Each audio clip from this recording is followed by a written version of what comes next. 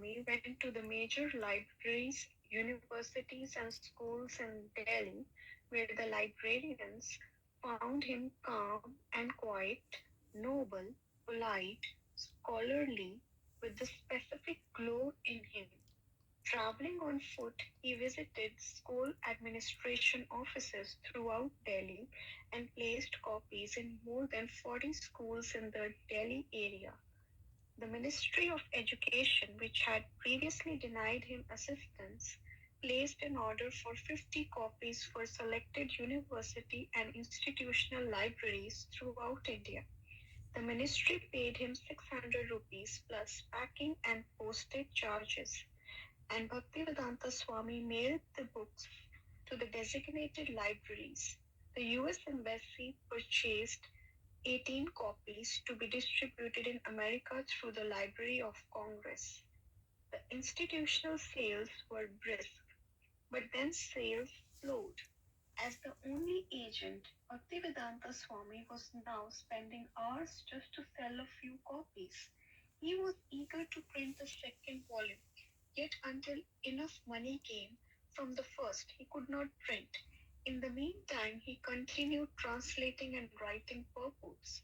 Writing so many volumes was a huge task that would take many years, and at his present rate, with sales so slow, he would not be able to complete the work in his lifetime. Although there were many who took part in the production of the book, and still others who became customers, only Bhaktivedanta Swami deeply experienced the successes and failures of the venture. It was his project, and he was responsible. No one was eager to see him writing prolifically, and no one demanded that it be printed. Even when the sales slowed to a trickle, the managers of OK Press were not distressed. They would give him the balance of his books only when he paid for them. And since it was also he who had the burden of hiring OK Press to print the second volume, the pressure was on him to go out and sell as many copies of the first volume as possible. Thank you. Premanjani. Podar, the volume had been something to admire in passing. For Charan Sharma, it had been something he had tended to after his day's work. For Mr. Dalmia, for the boy who lived at Chippywada, the book had meant a few errands. For the paper dealer, it had meant a small order. For Dr. Radhakrishnan, it had been but the slightest, soon forgotten matter in a life crammed with national politics and Hindu philosophizing. But Bhaktivedanta Swami, by his full engagement in producing the Bhagavatam, felt bliss and assurance that Krishna was pleased. He did not, however, intend for the Bhagavatam to be his private affair. It was the sorely needed medicine for the ills of Kali Yuga, and it was not possible for only one man to administer it. Yet he was alone, and he felt exclusive pleasure and satisfaction in serving his Guru and Lord Krishna. Thus, his transcendental frustration and pleasure mingled. His will strengthened, and he continued alone.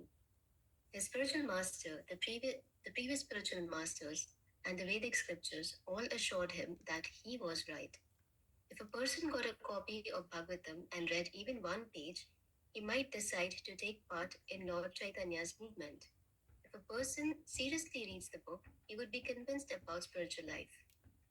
The more his book could be distributed, the more the people could understand Krishna consciousness.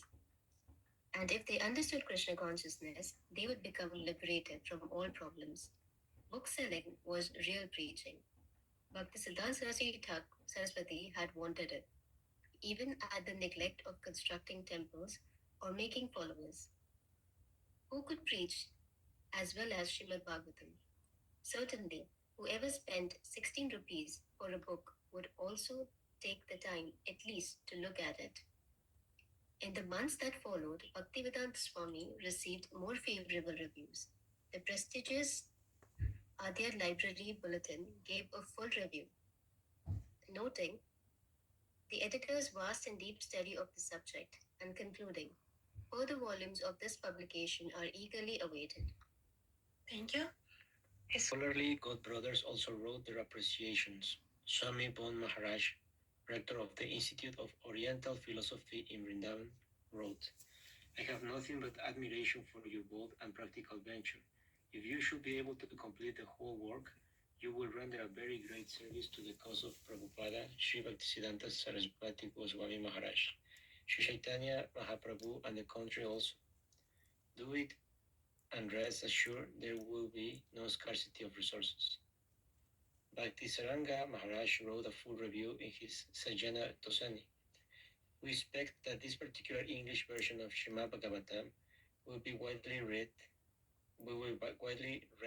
and thereby spiritual poverty of people in general may be removed forever, at a time when we need it very greatly. Srimad Bhagavatam, Srimad Bhaktivedanta Swami has given us the right thing.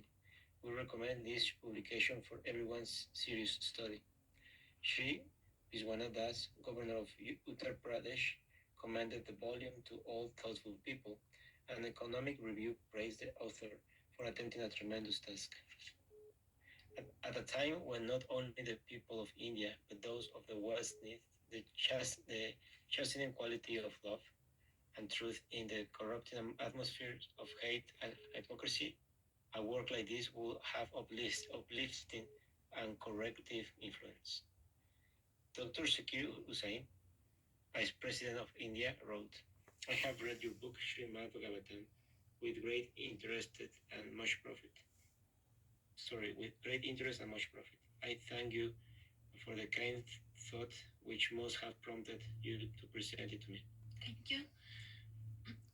The favorable reviews, although Bhaktivedanta Swami could not pay the printer with them,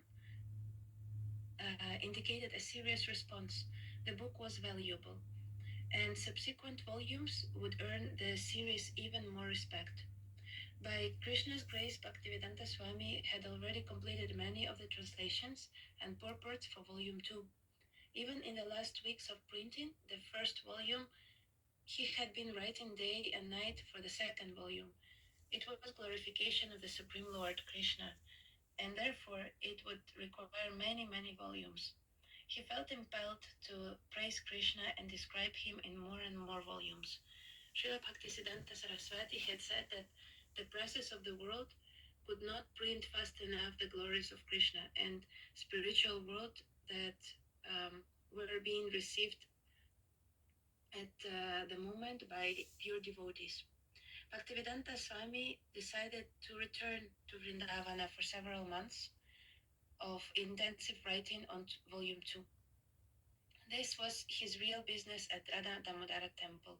Vrindavan was the best place for writing transcendental literature that had already been demonstrated by the Vaishnavacharyas of the past. Living in the simple ease, taking little rest and food, he continually translated the verses and composed his Bhaktivedanta purports for volume 2.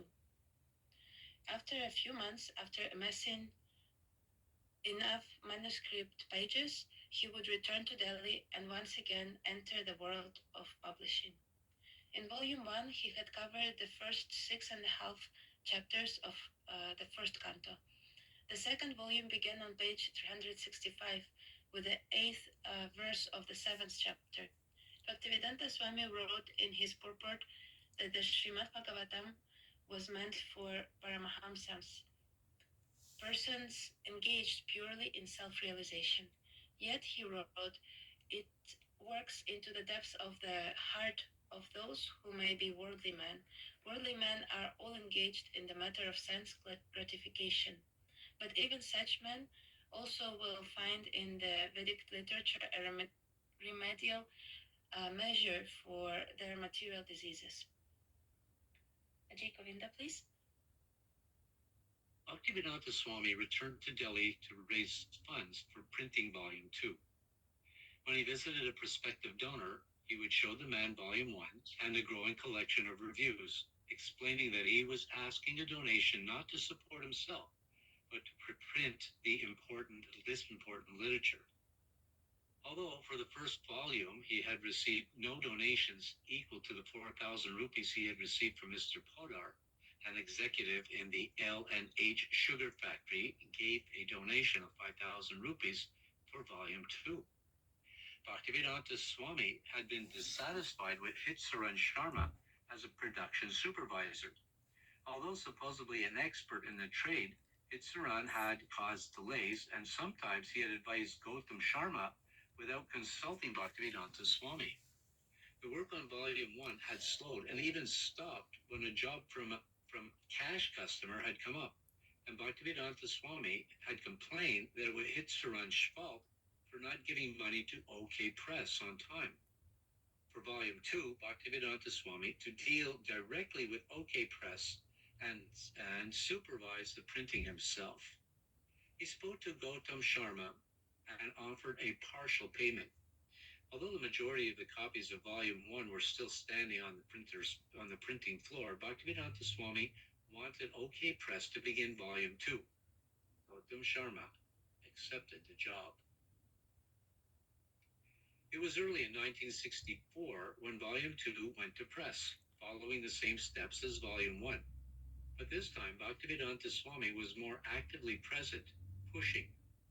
To avoid delays, he purchased the paper himself. At Sidhu Mall and Sons Paper Merchants, in the heart of the paper district, he would choose and order his paper and then arrange to transport it to OK Press. If the order was a large one, he would have it carried by cart. Smaller orders he would send by rickshaw or on the head of a bearer. Thank you.